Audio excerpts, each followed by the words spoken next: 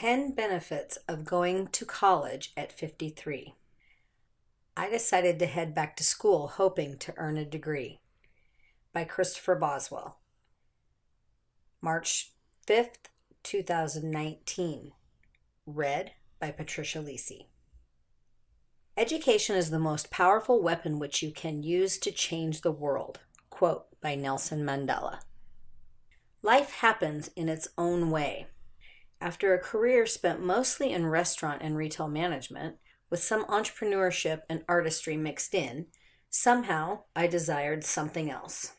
We are taught in conventional circles that institutional education is the path. A voice kept repeating in my head that message they put there. I had something nagging, an incompletion gnawing at me. I had moved several times in my high school years, missing sometimes in school. When the graduation event arrived, I was short a few credits. I met with the important people of the day in that place and time to accept a decision that I would be able to graduate, going through commencement with my class, but would be handed an empty folder at the podium. I was to return the next year and finish, needing to go 2 more quarters. Then life happened. Money was required and I found a job. Within months, I was managing a little deli. The owner and I clicked and he had plans for growth. I never made it back to school. Education is not just about going to school and getting a degree. It's about widening your knowledge and absorbing the truth about life. Quote by Shakuntala Devi. This always bothered me. I simply felt it on my resume, listing my high school there and the year I graduated, because I did. Nobody checked. That is until the internet came along. Finally, searching for a job, I landed an interview and did well enough for them to initiate the hiring process. There are companies now that specialize in this, checking little details like diplomas. They uncovered my omissions and passed. I was devastated. I cried for a day. Then I realized it was time to take on this unfinished business, and I did. Many people along the way, knowing of my situation, suggested a GED. Being a manager myself, having hired hundreds of people, I knew what I thought when reading GED on a resume, and it was not favorable. Yes, I was one of those snobbish, judgmental people. Spoiler alert, so are most of the population.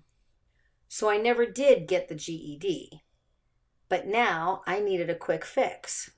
So I called the local college and they said, we have prep classes starting tomorrow. They cost this much, blah, blah, blah. I said, no need for prep when I can take the test. She tried to tell me everyone needs the prep. I was in there the next day. Knowing there was nothing I would have learned in the few months I missed way back then, I was angry at them for withholding this from me. It felt like I was low class, and indeed now the job had been withheld. I wanted the completion paper, and I wanted it now. I had no clue what it was, even though I should have. But I know.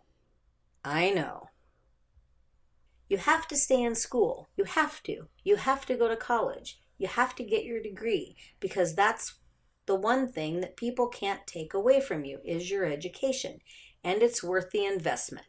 Quote by Michelle Obama. The GED is an equivalency exam. It consists of 4 subjects: mathematics, social studies, science, reading, and writing. Each test has a possible score of 800 points. They tell us the testing will take an average of 3 hours. During the course, the taker is observed. There are strict rules, and you can only use objects the test center gives you to help formulate the answers. There are cameras. It was intimidating, but I'm not sure why. They set me up and I began. Halfway through, I remember thinking how easy it was. I wondered why I had waited so long.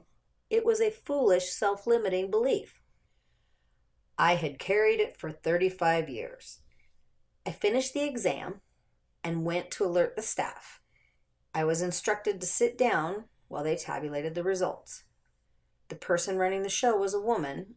I don't recall her name, but she went over to a printer and retrieved 4 printouts. I watched her as she looked them over.